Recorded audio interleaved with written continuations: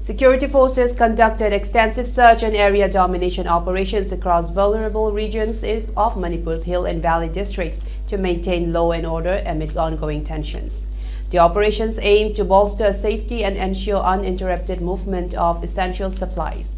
As part of the efforts, 51 and 355 vehicles carrying essential items were escorted along National Highways 37 and 2 respectively.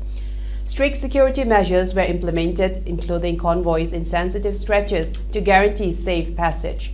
Authorities established 104 nakas and checkpoints across various districts, monitoring movement and reinforcing vigilance.